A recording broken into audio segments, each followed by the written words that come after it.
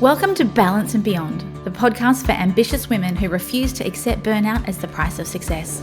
Here, we're committed to empowering you with the tools and strategies you need to achieve true balance, where your career, relationships, and health all thrive, and where you have the power to define success on your terms. I honor the space you've created for yourself today. So let's take a breath and dive right in. How to do more with less. One of the most common questions I'm getting at the moment, and the reason why we're dedicating this second episode in this special two-part series on how to master 2024's new dynamics when it comes to moving from burnout to balance. This is all part of these 5 key trends we are seeing. So in today's episode, we're going to talk through what actually is going on. What are some of the trends we're seeing so that you can benchmark where you're at in terms of your work, in terms of your life, and then also talk about what are some of the subtleties that perhaps you may be missing or the implications that are happening in your life that we want to nip in the bud right away. It's not new that we're being expected to do more with less. I still remember my father, who's now in his 80s, saying to me, "Jo, companies always want more. They always want to squeeze more out of the lemon." However, what we are seeing is there's a particular, at the moment, confluence of certain factors that are making this feel a lot more intense than it has previously. Of course, going through COVID, there was a whole lot of change and everybody had to do more and they were trying to do more under the circumstances. And organizations have always been looking for efficiencies. But right now, we're seeing this interesting combination of factors. We've got changing economic circumstances, high interest rates, inflation, cost of living pressures, global instability. This is really amplifying what was there before. Especially, everyone's been running really hard since COVID, and we never really stopped to look up and go, oh, it's been a couple of years now. We're in 2024 and everyone is exhausted and has still been going at this pace. So what we're saying with this trend, this sort of economic circumstances factor, that is driving what we're seeing here, where we've got some overt changes when we're talking about doing more with less. And then there's some subtle changes that I want to draw to your attention. So some of these overt, as well as obviously we've got the economic climate, people are now, due to the economic climate and due to circumstances, aren't getting the budget that they used to. They're not getting the headcount. They're not getting the opportunities to outsource or bring in consultants.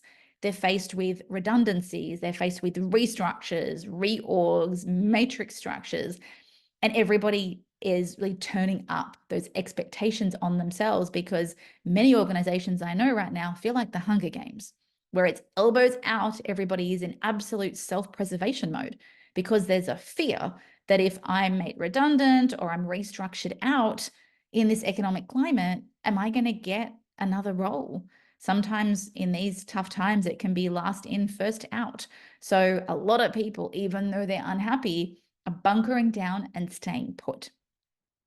What this means is we've also got this doing more with less from a more subtle perspective. So yes, expectations remain sky high, lower budgets, lower headcount. Even if you've got budget, you probably can't find the people. You can't recruit them fast enough because you don't have time, because you've got too much on.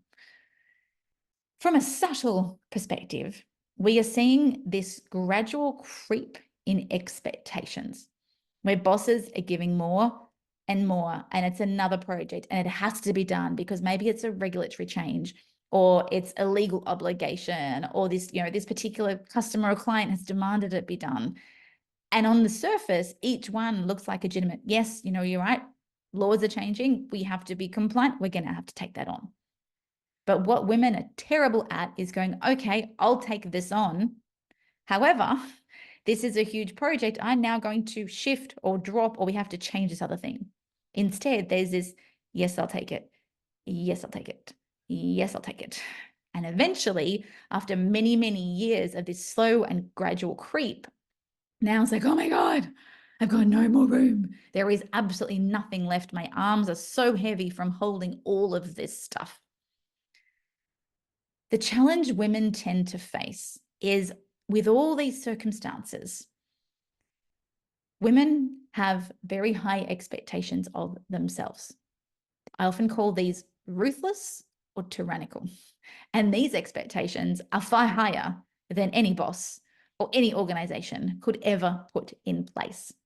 So when you've got this confluence of circumstances, the workload externally is piling up, I am seeing that the expectations that women have of themselves, of what they're able to do, of what they're capable of doing, of what they can fit in a day, is gradually going up. It's going up as well because of the fear of, well, the stakes are now higher. If I'm restructured out, I can't afford to pay the mortgage. Costs of living have gone up. How am I going to do this? And so this fear starts to infiltrate everything. And instead of now being a high performer, being a woman of influence, really owning your worth, it becomes this Hunger Games, almost worker bee marathon about who can work the hardest, who can produce the most, in this misguided belief that the more I produce, the more stuff I get done, the more valuable I will be, and the less likely I am to lose my job, which means then that I feel safe. But all that happens is that these expectations, we just end up beating ourselves up more. And you can't beat yourself up to a promotion. Trust me, many women have tried, and many women do it to a point, but there's a plateau where this is going to be successful. And there is a plateau when so many women now are saying, enough. I don't want to feel this way. I don't want to not be able to sleep for 3 consecutive nights because I made a mistake. You're human, and yet we expect ourselves to be robots, to have no feelings. Oh, we'll just suppress them with a whole lot of wine and chocolate, by the way. But all right, I've made a mistake. The ironic thing is the reason you probably made a mistake is because you've got 50,000 things on your list. You're switching between them all. You haven't had any sleep because you're overwhelmed and you're stressed. And when you're trying to do 6 things at once, of course you're going to make mistakes. You haven't delegated it to your team. You won't let anyone check your work. You won't ask for help. And so, no surprise. And then you don't have any sleep. You're more likely to make mistakes. And thus the cycle continues. So I am not suggesting for a second that a lot of the workload that you are perhaps dealing with right now is excessive. It is likely too much. You may be doing 2 roles or 3 roles or covering for someone. I hear this all the time. But I'm going to get you to question how much of my current suffering, of the overwhelm, of the anxiety, of the stress is actually because of my own self-imposed expectations of what I am or am not capable of versus the expectations of those around me. Chances are pretty high so much of this is self-inflicted. And with all this stress and all this overwhelm, what women are asking me for, coming to people like me, is saying, well, Joe, I need more. I need some help. I need coaching. I need you to do more. Make me more efficient. Make me more organized. They hear words like collapsing time. I've had, I would say, a significant portion of people come to me lately suspecting that they've got ADHD. And that may be the case, but I would suggest they just have a brain that's controlling them, that they've got a brain that has been trained to not pay attention. They've got a brain that is completely distracted from all the subconscious programs that are sitting within it, that are actually concurrently running. You think if you've got 50 tabs open, that your brain is going back to, yep, failed at that one. Yep, failed at that one. Oh, haven't done this. Don't forget to book the dentist. And so it does look like you have ADHD because you can't focus on anything. But it's not a neurological condition a lot of the time. It is simply the inability of your brain to shut down those tabs, to process those emotions that are keeping all those tabs open. And so what becomes so important this year, particularly with this confluence of factors that are not going away anytime soon, is to learn to control your brain and to completely change the paradigm of how you see yourself. And it's for this reason that I'm running a 3-day live event, which is coming up very soon, which is all about giving you these strategies to really master this new paradigm in 2024.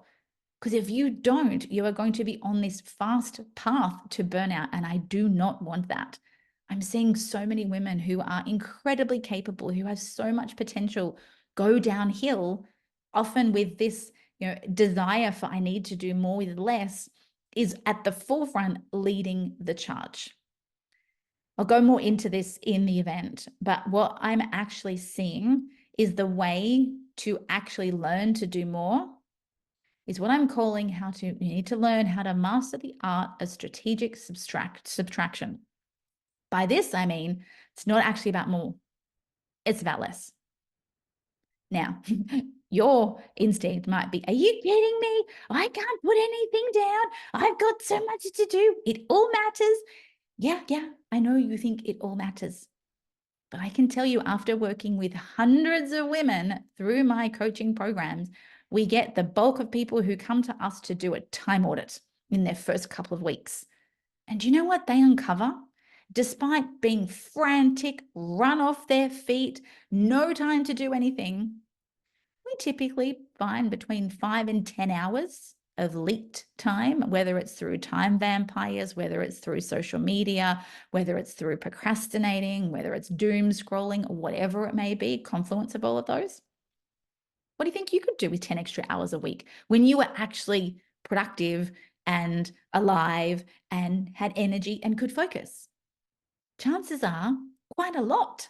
And I'm not suggesting that you even have to spend those 5 to 10 hours that you find in work.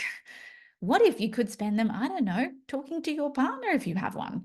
What if you could spend it with quality time with the kids if that's what you want to do? Or heaven forbid, what if you spent it alone doing nothing? Oh my gosh. I know that sounds crazy to say. But this is where you need to learn how to actually extract and subtract things that are not necessary. Most women have conniptions when we take them through this process, but I promise you, the results are remarkable. And when I'm talking about less here, again, I'll go into more detail on this in our live event, but this is when I talk about less, I mean about saying no.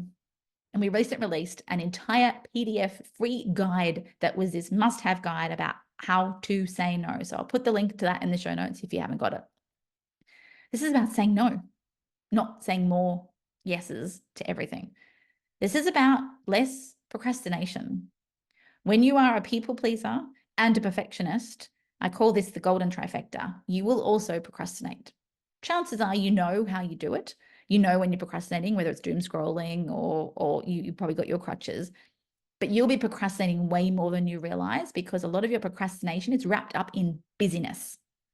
Things that your brain has said to you are crucial, are important, that you have no choice, that they have to get done right now in this way. And the reality is that's all a fabrication of your imagination. I've had people come to me and say, Jo, the house has to be vacuumed twice a day. You have no idea. I have to iron everything. I have to iron socks. I have to iron sheets. And I have to do this every day. And I have to do this every day. And they are adamant with their bodies. By the end of the program, they've turned around and gone, oh, I don't know when the last time I changed the sheets was. I can't remember.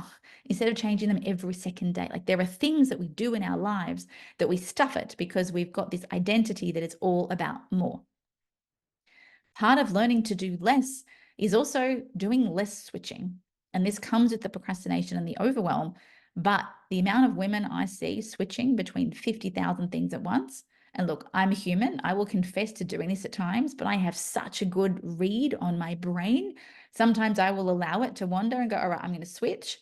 But I have all these tools in my toolkit that mean when it's time to focus, I know how to batch. I know how to focus. I've got this beautiful toolkit that means I can smash out more in half an hour than I know somebody else could in 3 hours. And that's not sounding boastful because it's not just me. We replicate these results through hundreds and hundreds of our clients who magic all this time. So by less switching, they're actually going to achieve more, contrary to what their brain is trying to tell them. And then the last piece that we see around learning to do less is, as well as the switching, is we need to learn to move away from less busy work. It's so easy for us to become what I call dopamine junkies. And by this, I mean, every time you send an email or you send a notification in Slack or Teams or whatever you're doing, these little tasks that you know are the busy work, you're getting a dopamine hit. And it's only when you begin to understand how your brain works and you can learn to subjectively trigger dopamine for the things that you know you need to do, that you're procrastinating on, that you're actually going to get to do them. This is what holds us back. And it's super easy just to, oh, I've only got 10 minutes between meetings, rather than working on this thing that you know needs to be done, that's the strategic work that's actually going to move the needle, that you're probably going to enjoy, is going to boost your chances of work and fulfillment. I'll do this thing. And I'll do this thing, and I'll look at my list, and I'll write a list to my list, and then I'll spend ages looking at my list, and then where am I on my list, and I'll check back which one's on my list, and let me tick this one off the list. Oh, I did this thing, but it wasn't on my list. Let me add it to my list. It's exhausting. So the answer to how to do more is actually all about learning to do less. But when we talk about doing less, there is one paradigm shift that you need to make if this is ever going to be successful for you. And by this, I mean so many women's identity is built on being a get shit done person. When your identity is built on how much you can do, how much you can produce, that's where your worth has been based. That's what your self-worth and your self-esteem is based on. Output, it's based on stuff. Anything I tell you is not going to stick. Because in a world where there's the opportunity to do more, if your worth is based on doing more, well, the only way you're going to feel worthy is if you do more. And despite the fact that you're resentful and exhausted and you don't want to do more and you're at war with yourself, this is all that's happening. You are at war with yourself, because the logical, conscious brain of yours is going, this is nuts, I've got too much on. But your deep subconscious and your identity, if it's based on being a get shit done person, it's based on how much you can do, then no tools, no strategies are ever going to work long term unless we shift your identity. This is the game changer. We shift your identity away from being someone who is valued for their output, and we help you instead learn to be valued for the outcomes, or for making things happen, or simply for who you are. Imagine if you didn't have to do anything to feel worthy. Imagine if you didn't have to do anything to have earned some rest, or you didn't have to do anything to even, you just, for who you are is how you are paid and how you're rewarded. I know that's a foreign concept to a society that is completely wired around doing and doing more and doing it faster and doing it better. And we have fallen into the trap of thinking that this is the way that we live and this is the path to fulfillment. And I can tell you, as someone who followed that path hard, I was a good get shit done person. I could do a lot. I could do it fast. That was my thing. I could do it better. I could take on more than everybody else. I could push all the limits.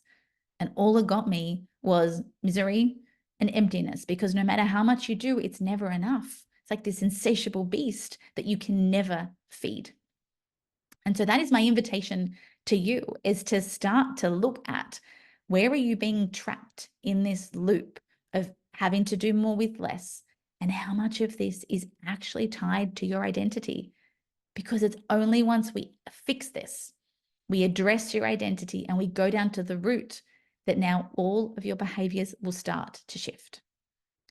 So I'll say it again. I can preach to the cows come home. I can give you tools. I can give you strategies, but they are not going to work in the way that you want, and you are not going to get the results unless you make this identity shift.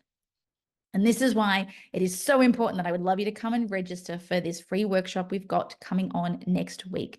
I want to help you understand, what are these shifts that you need to make. When we talk about doing less is more, I'm going to give you some tangible and practical strategies that work, but I'm also going to challenge you on your identity and what's the opportunity for you if you can make this shift, and I give you the tools. Oh my goodness, everything is going to click. And ironically, by actually dedicating yourself to doing less, don't tell anyone, but you're actually going to end up doing more. That's the secret to this success. We intentionally do less. We stop the leaks. We stop the vampires. We intensely focus, and magically, we actually get more done with less stress, with less overwhelm, with less exhaustion. Who wouldn't want that, right? So this is your invitation. Come and join us. Let's get you the tools, and let's help you better cope with how to do more with less in 2024. Thank Thanks for joining us today on the Balance and Beyond podcast. We're so glad you carved out this time for yourself. If you enjoyed this episode, please share it with a friend who might need to hear this today. And if you're feeling extra generous, leaving us a review on your podcast platform of choice would mean the world to us. If you're keen to dive deeper into our world, visit balanceinstitute.com to discover more about the toolkit that has helped thousands of women avoid burnout and create a life of balance and beyond. Thanks again for tuning in, and we'll see you next time on the Balance and Beyond podcast.